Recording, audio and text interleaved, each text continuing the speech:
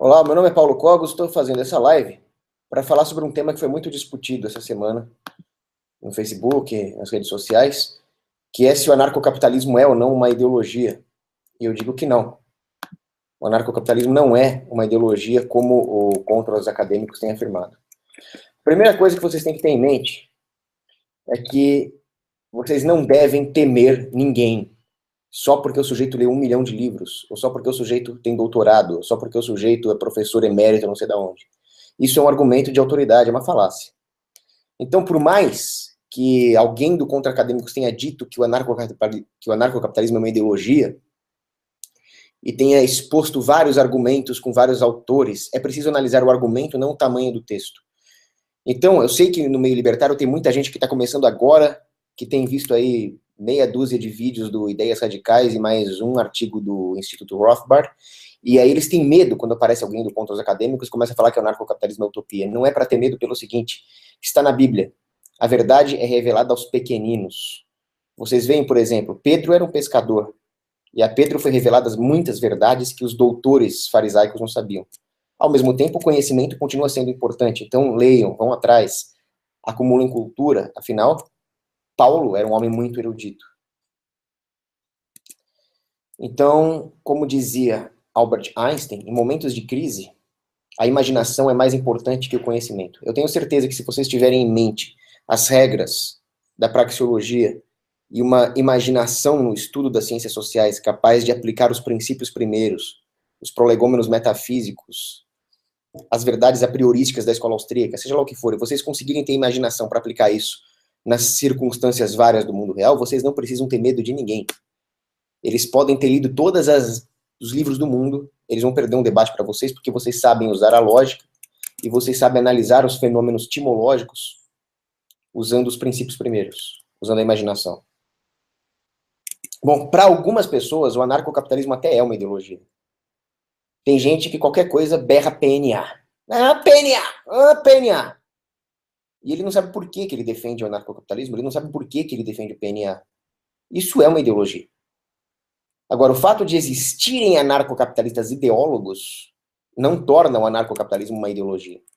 Por exemplo, se eu sair gritando na rua que a soma dos quadrados dos catetos num triângulo reto é igual ao quadrado da hipotenusa, e eu não souber por quê, e alguém vem tentar me refutar e eu dou um soco na cara do sujeito, eu sou um ideólogo do Teorema de Pitágoras. Mas isso não faz com que uma defesa do Teorema de Pitágoras seja uma ideologia se eu conseguir provar usando a geometria euclidiana, certo? E nós podemos chegar à conclusão em defesa do anarcocapitalismo usando puramente a razão e a lógica, o que faz com que o anarcocapitalismo não seja uma arbitrariedade. Ele não é uma ideologia. Agora, se você perguntar para um defensor do Estado por que tem que ser o Estado que ele defende, por que tem que ser uma democracia, por que tem que ser uma monarquia, por que tem que ser aquela família real ali, por que Orleans e Bragança, por que Habsburgo? Explica. E por que nesse território? Por que não nesse território menos um vilarejo? Ou por que não nesse território mais um vilarejo? Me explica isso usando puramente a razão, a lógica, a metafísica, a ética. Me explica. Ele não vai conseguir. Ele vai começar a tergiversar.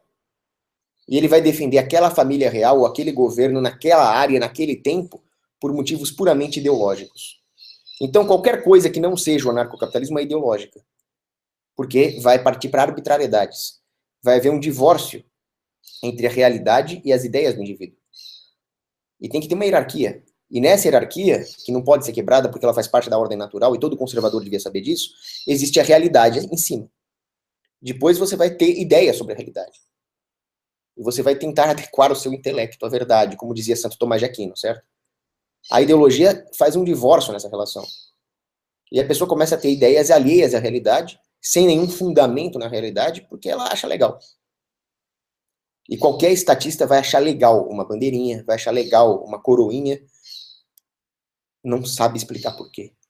Já o anarcocapitalista, ele te dá a liberdade até de montar uma comuna marxista. Se você acha que a comuna marxista vai funcionar bem para você e para os seus amigos, ótimo. Adquire a sua propriedade privada, aproprie-se originalmente de um certo território, de maneira que seja intersubjetivamente verificável que você realmente se apropriou de maneira honesta e válida daquele território e monte a sua comuna ali. Aí você pode aplicar todos os princípios marxistas ali, se você quiser. Eu imagino que você vai morrer de fome, mas aí é um problema seu. Então o anarcocapitalismo permite que essas ideias que as pessoas têm sobre o que seria melhor para elas seja trabalhada de forma não arbitrária. Porque ela respeita um princípio que não é arbitrário, que é o princípio da propriedade privada, da autonomia do indivíduo. O indivíduo, se ele for esperto, ele vai saber que essa autonomia que ele tem não é absoluta, e que, metafisicamente falando, o indivíduo não é autônomo, ele é heterônomo. Mas para o indivíduo perceber isso, e viver isso na prática, ele precisa do seu livre-arbítrio, que Deus dotou o homem de livre-arbítrio. Ou seja, a obediência a uma autoridade constituída também é uma escolha, também é uma responsabilidade individual. Coisa que os estatistas negam, por puros motivos ideológicos.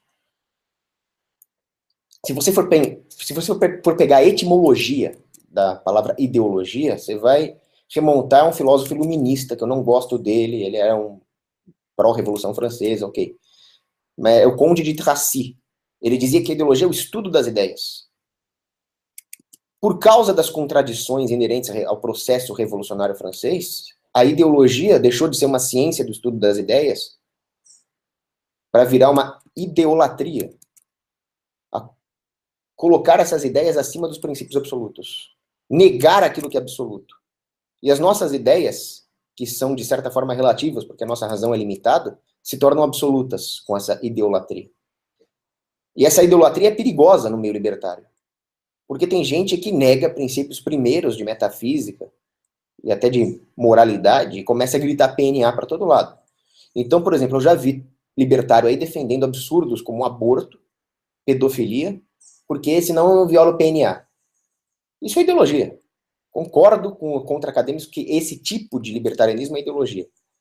Agora, o anarcocapitalismo, que significa rejeitar o monopólio da violência e da justiça, rejeitar o controle de um dado território nas mãos de uma gangue monopolista, isso não é ideologia, isso é a lógica, isso é o mínimo de lógica que vocês deviam ter, isso é o mínimo de ética que vocês deviam ter. Eu não gosto do termo anarcocapitalismo. Se a contra-acadêmicos quisesse fazer alguma crítica, eles teriam que criticar a terminologia usada, porque anarco significa ausência de arqué. Ausência de arqué significa ausência de princípios primeiros. Arqué, princípio criador, princípios que regem. Esses princípios não podem ser rejeitados. E o grande problema do Estado é justamente o fato de eles rejeitarem esses princípios. Quando existe um Estado, se está rejeitando a natureza humana, a dignidade do homem e até o livre-arbítrio do homem. Afinal, se Deus deu o livre-arbítrio, quem o Estado pensa que é para tirar, né? Então eu não gosto do termo. Se eles fizessem uma crítica puramente terminológica ao anarcocapitalismo, eu até concordaria. Mas eles não fazem uma crítica terminológica. Então, arqué, certo? Princípios primeiros. Por que que um Estado não seria ideológico se ele viola esses princípios primeiros? Afinal, o que é um Estado? É uma governança engessada. Essa governança engessada, portanto, ela é contingente, mas ela se arvora como um princípio absoluto, como se fosse Deus mesmo. Então, quando deve haver coerção? Eu não sou daqueles libertários que sai gritando PNA para tudo. Se tiver que ter coerção contra o inocente para salvar o mundo, eu também concordaria. Mas autoridades, elites naturais, arranjos empresariais, tudo isso é contingente. Isso não é arqué. Então, o estatismo é o primeiro a ser anarco, no mau sentido. Quando você usa a razão partindo dos prolegômenos, você necessariamente vai chegar a posições extremas e radicais. Quem afirmava isso, por exemplo, era um dos maiores intelectuais de todos os tempos, que é o Erich von Kuehnelt-Leddihn. Eu não sei como é que pronuncia isso. O nome do cara é bem... Mas ele dizia isso, se você parte dos dogmas católicos, que são revelados pelo Espírito Santo, usa a razão, não nega os princípios lógicos, você vai chegar a posições extremas e radicais, totalmente diferentes, por exemplo, do protestantismo estatista que levou a certas concessões até chegar em conclusões absurdas como o princípio do direito divino dos reis. E assim por diante. Então é bem o contrário do que a contra-acadêmico está dizendo.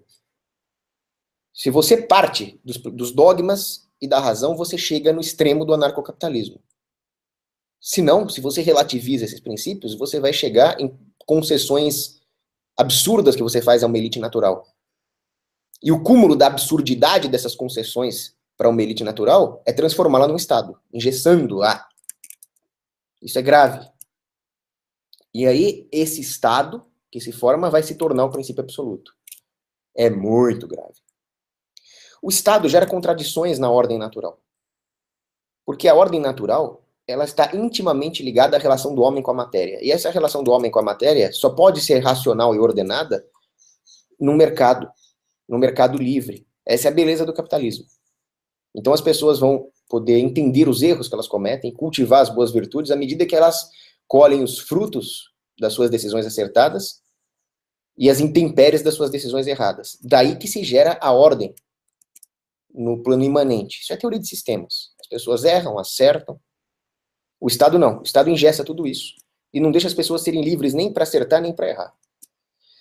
Então ele vai criar contradições no seio da realidade que vão criar vieses na nossa razão, no nosso pensamento, porque o nosso pensamento é vulnerável a vieses. Todo mundo é, eu também sou. Os santos doutores da igreja também eram. E o Estado cria isso. O exemplo mais gritante disso é a teoria moral. Se eu fizer o que o Estado faz, vão me chamar de bandido, de criminoso, com muita razão. Mas se o Estado faz, aí tudo bem. Você vê isso no caso do Conde Lopé, lá de Villanueva. Lá. Eu me lembro do meu debate com ele, eu já citei isso em outra live. Eu falei, o Alexandre o Grande era um criminoso. Claro que ele era um criminoso. Ele pegava lá sua cavalaria companheira e saía matando os outros. Saía invadindo povos. Se eu pegar um tanque de guerra na minha garagem e sair invadindo outros vilarejos, estuprando as mulheres e obrigando as pessoas a lutar por mim, eu vou ser chamado de criminoso, certo? Mas o Alexandre o Grande não. Ele tinha um projeto helênico, nas palavras do Conde Lopé. Que diabo é isso, se não uma perversão moral? Perversão moral é essa causada pelas contradições que o Estado gera no seio da realidade. Então, o Estado faz com que as pessoas percam os incentivos para exercer a autonomia do seu pensamento. E isso faz com que elas percam de vista o objetivo final do homem, que é alcançar o bem absoluto. Agora, não adianta você ter a intenção da vontade, o objeto da verdade, da vontade, que é o bem. É preciso antes partir da verdade da vontade. Você precisa saber por que você quer aquilo e por que você chama aquilo de bem. E quem destacou essa premência do uso da inteligência para guiar a vontade foi o grande Paul Gilbert. Ele diz o seguinte: você precisa da verdade e da vontade pautada pela inteligência para atingir o bem. Como as pessoas vão procurar o bem, isso é necessário em todas as esferas, social, familiar, econômica, empresarial. Como as pessoas vão fazer isso? Se o Estado nulifica todos os incentivos para que elas exerçam essa inteligência. Aí elas vão cair nas esparrelas utópicas, revolucionárias, ideológicas, que nós conservadores tanto deploramos. Isso é muito grave. Então, quando as pessoas acham que os seus problemas vão ser resolvidos por um órgão engessado, que é o Estado, qualquer Estado, não importa se é uma monarquia, democracia, é um Estado, por um órgão que vai resolver os seus problemas humanos, seus problemas imanentes, seus problemas terrenos, e esse órgão é alheio à natureza do indivíduo, porque ele não leva em conta as aspirações mais particulares dos indivíduos, ele, pelo contrário, ele atropela tudo isso, ele atropela até o livre-arbítrio, isso vai gerar contradições gigantescas. Contradições que vão levar as pessoas a perder a noção do que elas devem conseguir. Que não é esse mundo aqui, é a salvação para o próximo. Isso vai causar um viés laicista, materialista na sociedade, tudo aquilo que nós deploramos. Mas isso é óbvio que vai acontecer. Então a ideia de que o Estado vai resolver os nossos problemas é grave. Porque nós estamos dissociando os problemas materiais dos problemas espirituais. E não tem que ser assim. A matéria é importante? É. Nós não somos nenhum cátara que acha que o corpo é lixo, que a matéria é lixo. Mas eles servem, a matéria está aí para servir o espírito. Quando você separa e cria um Estado, você tem a ideia da salvação material pelo Estado como algo mais importante do que os cultivos das virtudes teologais, que depois vão resultar em virtudes cardinais, e que vão fazer o homem procurar por si só a resolução desses problemas. que agora o Estado se coloca como o único capaz de resolver. Então, que incentivo nós vamos ter para cultivar as virtudes teologais e cardinais necessárias para resolver os problemas materiais que o Estado já está hipoteticamente resolvendo para nós? Nós vamos ter um comodismo moral. Todo conservador deve ser contra isso. É muito grave. Além disso, nós temos a seguinte situação. Temos princípios primeiros absolutos, como todo conservador deveria concordar. Agora, o que nós temos em termos de manifestações institucionais, empresas, ideias, cultura, instituições, autoridades, tudo isso é efêmero. Tudo isso é temporal.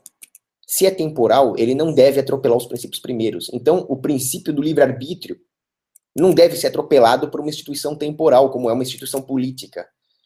Estou aqui negando qualquer tipo de governança, estou aqui negando a autoridade da família, estou aqui negando a autoridade de um líder militar natural que surja no momento de crise para combater um invasor externo, e que com isso ele cria uma hierarquia militar. Não estou negando nada disso. Estou negando o engessamento dessas instituições que têm uma natureza efêmera temporal.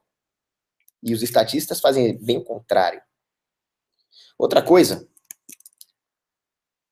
nós temos que rejeitar a ideia do livre pensamento. Aí tem muito libertário que vai discordar de mim.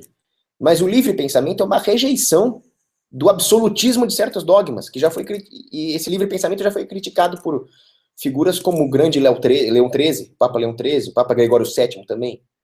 Agora, o que é um Estado? Um Estado é você pegar um sujeito que comete aí o erro do livre pensamento e faz com que este pensamento se manifeste em instituições obrigatórias e coercitivas e as pessoas sejam obrigadas a concordar com ele, senão toma bala ou vai para cadeia. Então, se o livre pensamento libertino é grave, o estatismo é mais grave ainda, porque é o livre pensamento engessado e imposto. É muito grave. Aí você tem a seguinte ideia, né? Utopias. Eu acho que todos aqui vão concordar que utopias têm uma natureza ideológica. Afinal, é utopia para quem? Por exemplo, eu tenho certeza que um vegano clean odiaria morar na minha casa, que tem decoração clássica e tem churrasco todo domingo. Para ele, a utopia é um ambiente clean com comida vegana. Se você faz um one size fits all aí, uma utopia, você necessariamente está sendo ideológico ao negar a dignidade do indivíduo e as suas preferências como parte da ordem natural. Agora, esse é o primeiro erro. O segundo erro dos defensores do Estado é achar que eles podem convencer o monopólio da violência e da força a aplicar esse projeto, e não os seus projetos pessoais. Quer dizer, que falta de humildade, né? Você tem um projetinho pessoal que você acha que a humanidade inteira devia seguir, e não contente, você pega uma gangue de psicopatas, dá para eles o monopólio da força e da justiça, e você acha que essa gangue vai aplicar o seu projeto e não o deles.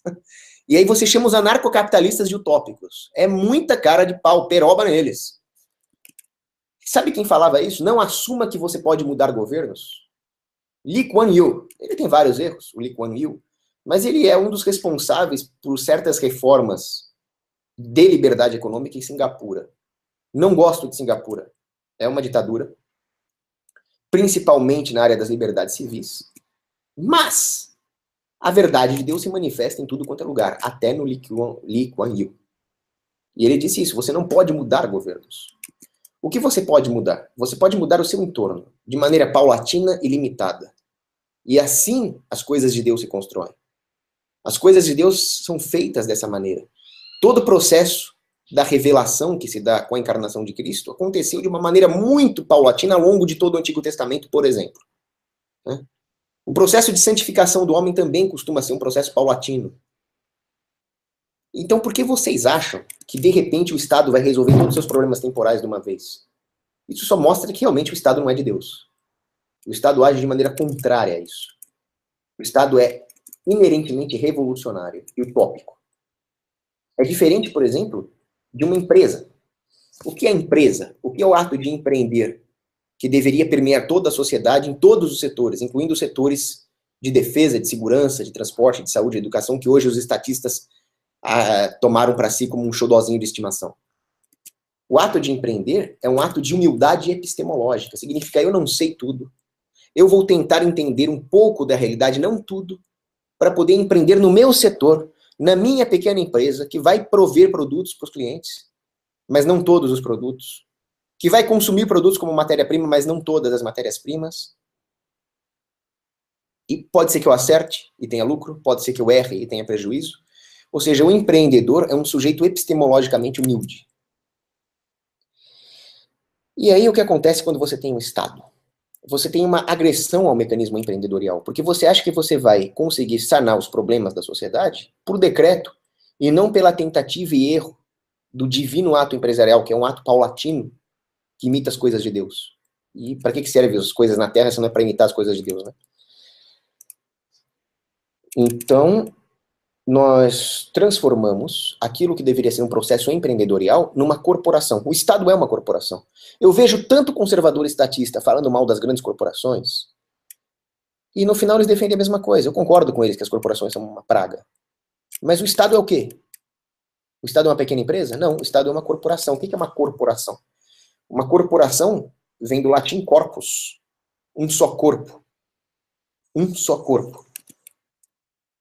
Fazei de nós um só corpo e um só espírito, que se fala na Santa Missa, é algo que também que se consegue paulatinamente através da promoção da harmonia entre os homens. E esta harmonia entre os homens só se consegue se nós tivermos em mente que primeiro nós temos que viver em harmonia. Depois nós podemos usar essa harmonia para resolver os nossos problemas materiais. O Estado inverte o pensamento. Vamos meter porrada em todo mundo para resolver os problemas materiais, depois nós pensamos em harmonia. Então, o que é uma corporação? Senão uma comunhão de um só corpo por decreto e não pela graça santificante divina. É grave. É bem grave. E aí você vê que as corporações modernas surgem da maneira mais fascista possível. A Companhia das Índias Orientais, que eram tudo protestante, que chegam lá e metem porrada nos portugueses. Chegam lá e metem porrada nos índios. O que era a Companhia das Índias Orientais, se não uma empresa, uma corporação, na verdade, né?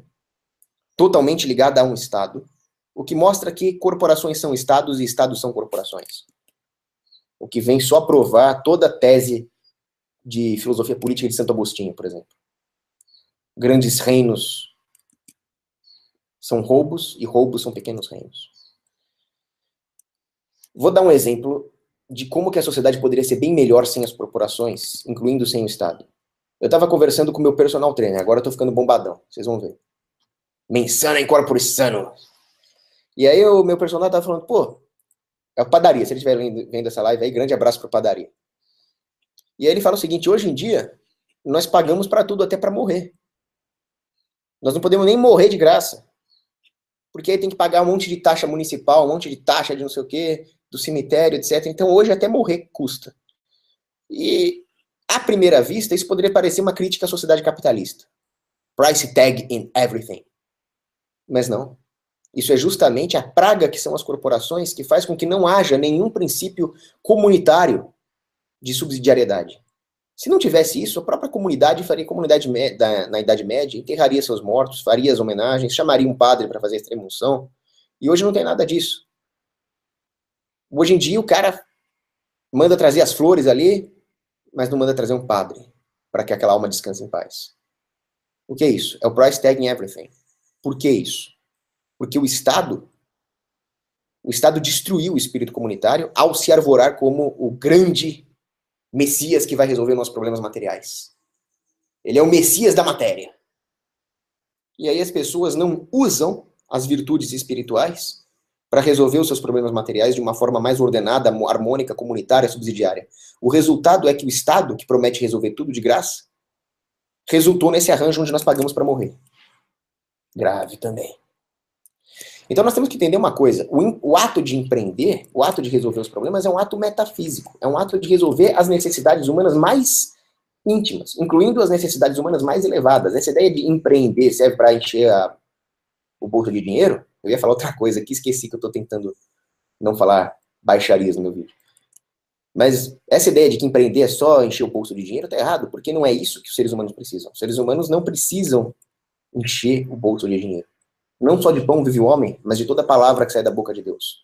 Então, o ato de empreender significa resolver todas as intempéries materiais que nos impedem, hoje, de ser livres, de ser materialmente livres para alcançar a elevação de ter tempo para contemplação, e assim por diante. Isso é um empreendedorismo metafísico, totalmente diferente do materialismo que as corporações promovem, corporações que incluem, obviamente, o Estado. Ah, mas o empreendedor não seguia pelo sistema de preços na sociedade? Claro que seguia pelo sistema de preços. Esse sistema de preços não é perfeito. Os preços numa economia não refletem a realidade. Por exemplo, o fato de um professor de teologia ganhar menos que um jogador de futebol é uma discrepância. Mas essa discrepância não vai ser corrigida com regulação, e sim com mais liberdade, com mais livre de mercado. Então é preciso que o sistema de preço reflita a necessidade elevada, a necessidade metafísica das pessoas. Isso só se consegue de maneira paulatina, exercendo a liberdade num ambiente de ordem espontânea, não por decreto estatal. Certo? E achar que o Estado vai resolver isso é muito grave, é anticristão. Eu vou te explicar por quê. Se você for pegar, por exemplo, a Bíblia, Romanos 13, quando Paulo manda que você se submeta às autoridades. O que é isso? Uma defesa do Estado? Isso é uma péssima exegese. Porque Pedro não falou, Estado, submetam as pessoas. Pessoas, sejam um bando de panguão conformista e não precisam lutar contra a tirania. Ora, pensa o seguinte, se os apóstolos, quase todos eles, exceto João Evangelista, foram martirizados, eles foram martirizados por quê? Porque eles estavam desobedecendo o Estado, que proibia a pregação do cristianismo. Então eles não se submeteram à autoridade romana. Se eles tivessem se submetido à autoridade romana, eles não teriam sido martirizados. Isso é bem lógico, né? Então o que significa, em Romanos 13, se submeter às autoridades? Significa que nós devemos ter humildade. Eu não sei tudo, eu estou longe de saber tudo, eu sou viciado, eu sou pecador, e existem pessoas melhores, pelo menos em alguns setores, e se eu tiver um mínimo de uso da razão e o mínimo de decência e ética, eu vou me submeter à autoridade dessas pessoas, porque é o certo a se fazer. Vou dar um exemplo. Um dia eu fui fazer uma aula de montaria, de cavalgada, com uma menininha de 14 anos.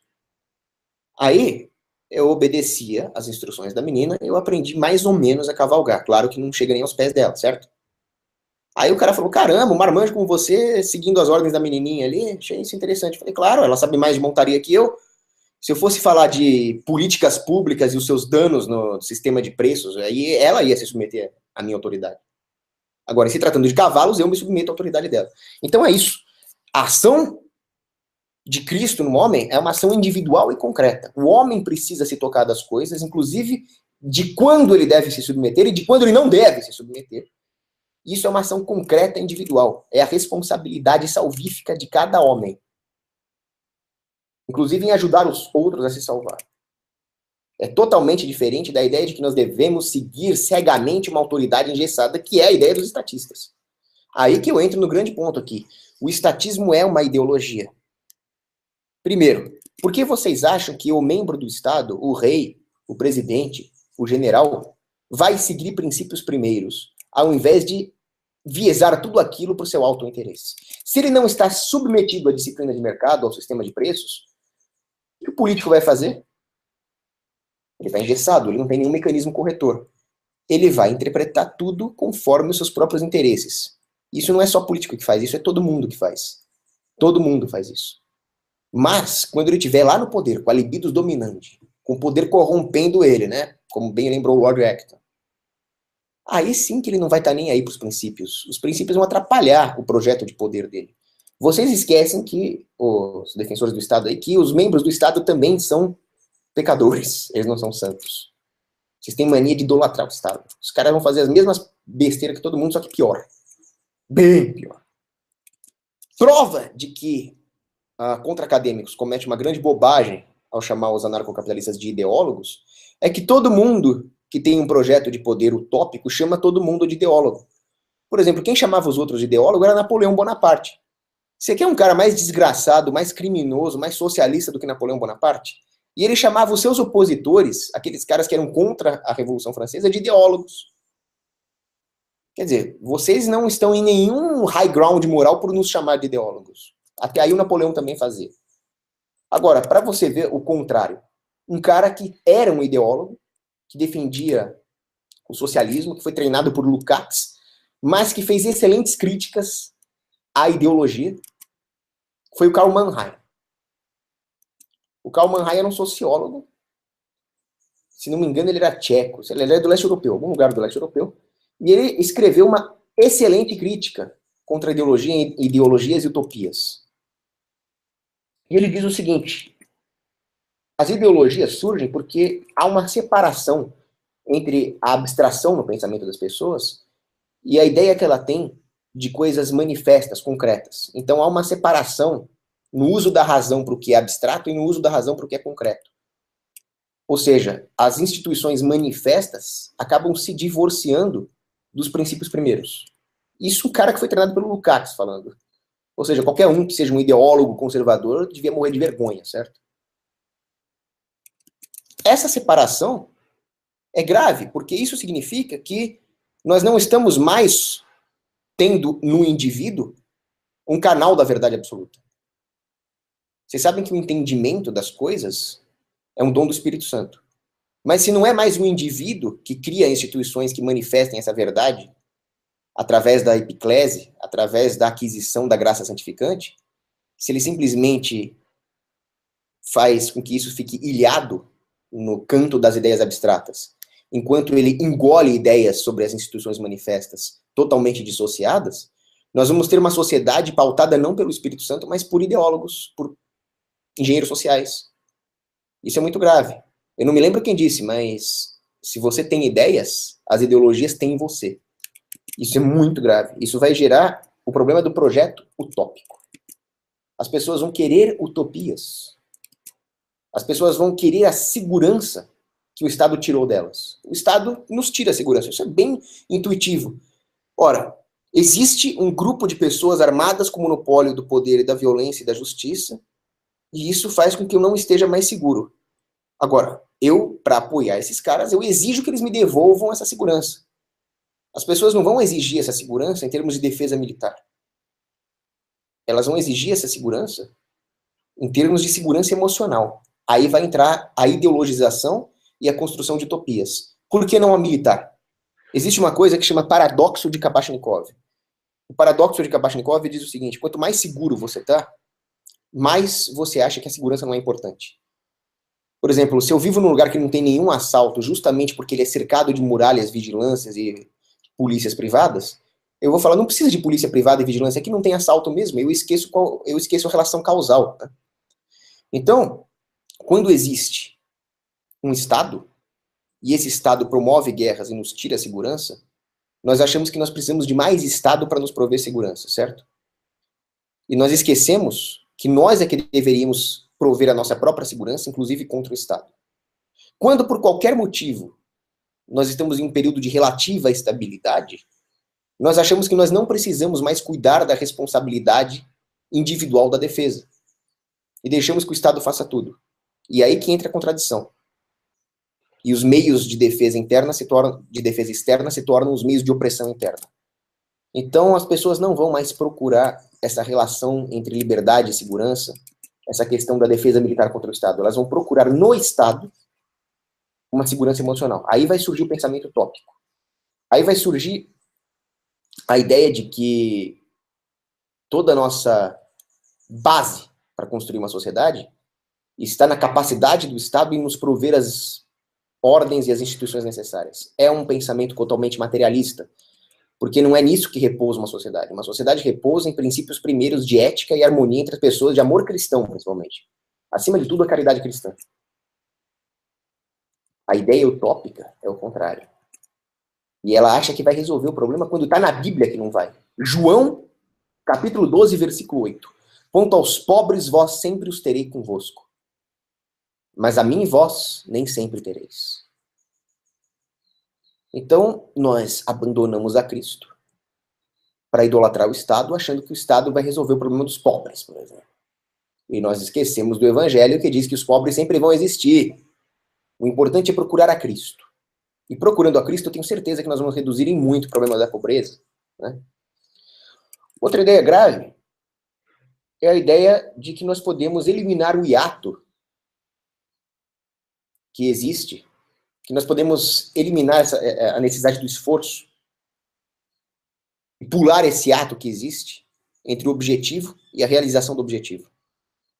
Então, se nós realmente queremos... Ninguém quer ser pobre. Se nós realmente queremos acabar com a pobreza, ser seguros, nós precisamos nos esforçar.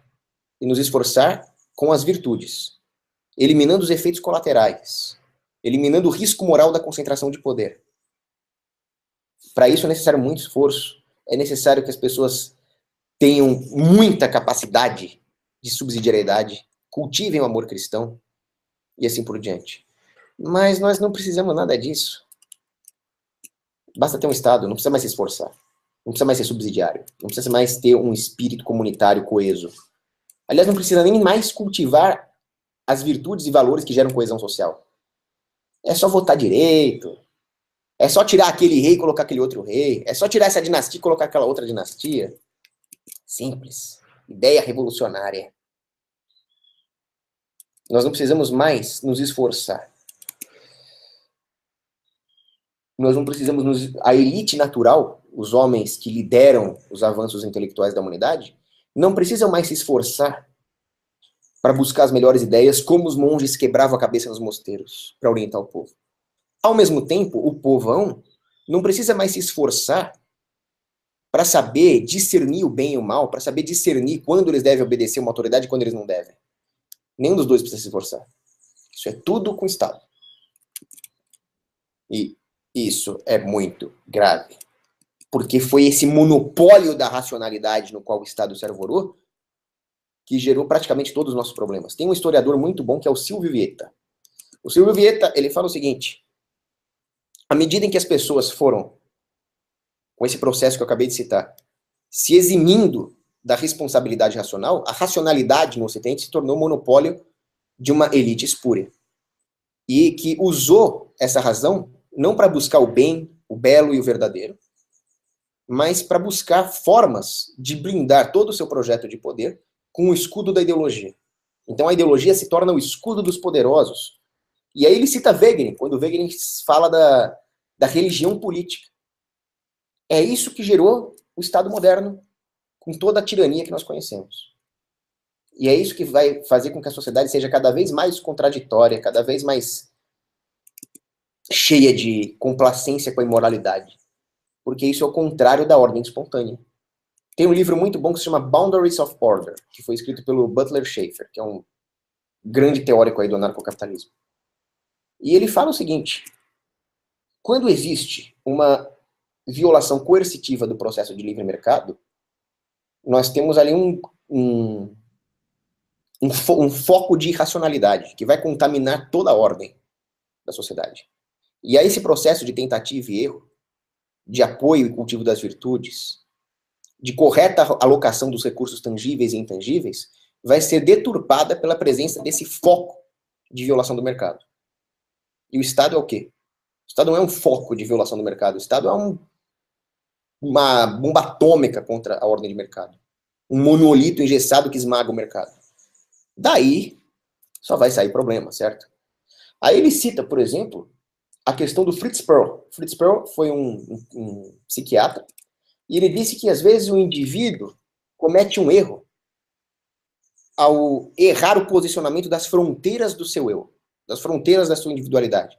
E ao invés de se identificar como uma pessoa dotada de autonomia racional, usando ali a definição de persona de Boécio, na Idade Média, ele começa a confundir a ideia do seu eu pessoal com a ideia de um pertencimento a uma entidade efêmera. Um time de futebol, uma ideologia, um partido político, uma nação, um Estado-nação. Daí vem nacionalismo, daí vem nazismo, daí toda porcaria que não presta, né? E quando isso acontece, segundo o Fritz Perls, acontece exatamente quando nós criamos essas instituições alheias ao mercado, que violam a autonomia associativa do indivíduo. Como eu disse, o indivíduo não é autônomo e não deve ser autônomo. Ele deve procurar a Deus para guiá-lo. É Cristo que vive em mim. Mas mesmo Deus deu o livre-arbítrio do homem fazer isso ou não, né? Quem é o Estado para tirar, repito. E aí, quando surge um Estado, nós vamos ter esse ego boundary violation. do qual o Fritz Perls trata. E o indivíduo vai esquecer que ele é uma pessoa. E as pessoas são muito mais importantes, porque Deus é composto por... são três pessoas, Deus uno e trino. Deus Pai, Deus Filho e Deus Espírito Santo. É a dignidade da pessoa. O homem é pessoa. Os anjos e demônios também são pessoas. Isso está acima das instituições. A defesa do Estado é colocar instituições acima de pessoas. Quer dizer, viola completamente os princípios de antropologia teológica. É grave demais. E aí vem as ideologias como consequência. Onde estão as ideologias? Aí é uma teoria minha. Eu digo que as ideologias não estão nem no começo e nem no fim do problema. Elas estão no meio. O que eu quero dizer com isso? Eu quero dizer com isso que as ideologias não estão nos projetos individuais e nem nos projetos dos engenheiros sociais, do Deep State, dos globalistas, dos Illuminati, dos maçons, que querem estabelecer um Estado mundial. Nenhum dos dois tem ideologia. O indivíduo quer ser feliz e ter feijão na panela. Isso não é uma ideologia.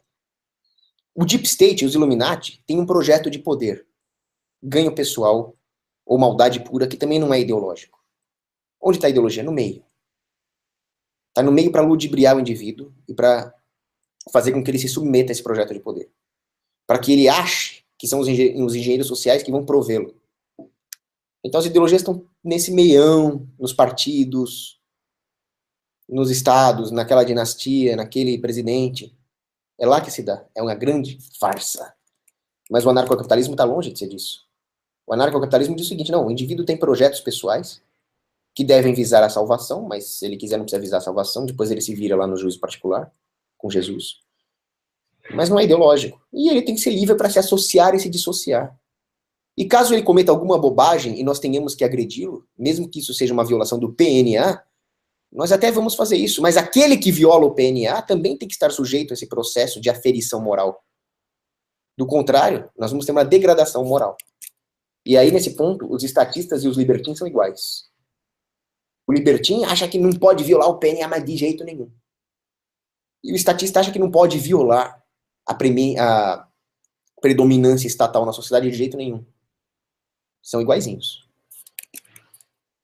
E aí, acaba tendo aquele problema que autores comunistas, vermelhos, já falaram e tem conservador que se recusa a enxergar. E eles falaram elogiando a ideologia. Eu estou me referindo a figuras como Zizek, Bourdieu, o Althusser, que era um psicopata, e eles defendiam a ideologia justamente como uma ferramenta de manipulação do homem. E eles falam, os processos ideológicos se dão no inconsciente. Há ideologias conscientes, ideologias que são frutos de um processo cognitivo consciente, sem dúvida, mas são principalmente inconscientes. E é justamente quando o Estado tira os incentivos para que o indivíduo pense sobre os princípios primeiros e faz com que o indivíduo simplesmente engula a ideologia vigente do Estado, que ele tem o seu pensamento consciente nulificado e ele passa a agir segundo o inconsciente coletivo, que é, por natureza, ideológico. Isso vai potencializar todos os vieses progressistas, que os conservadores tanto deploram e com muita razão, né? Então nós temos que entender uma coisa. A única maneira de gerar uma civilização é se ela partir do indivíduo. O indivíduo é que vai fazer o processo civilizatório a partir do cultivo das virtudes civilizacionais, não na civilização, mas nele. É igual São Francisco de Assis. São Francisco de Assis é um grande exemplo. O clero da época tinha problemas? Claro que tinha problemas. O que ele fez? Ele saiu querendo reformar o clero como Lutero? Não. A primeira coisa que São Francisco de Assis fez foi reformar a si mesmo. Ele buscou um nível de santidade tão grande que ele é o único santo que recebeu todas as chagas de Cristo. Então, o indivíduo precisa buscar as virtudes em si mesmo. Ele é a sua própria civilização. Depois ele vai entender que a plenitude do indivíduo se dá com a prática da comunhão e da subsidiariedade. Por quê? Porque nós somos feitos para viver, para participar da vida da Trindade, da vida trinitária. E a substância da Trindade é o amor. O amor necessariamente requer a alteridade. Então o indivíduo vai entender que ele, como uma civilização individual, precisa exercer essa alteridade. E assim ele estará seguro como civilização. Sem isso você não constrói civilização. Sem isso, você nulifica a sua fonte. Fonte essa que é o indivíduo servindo como canal da verdade absoluta. O Estado é a pior das ideologias. Grande abraço e beijo para as meninas.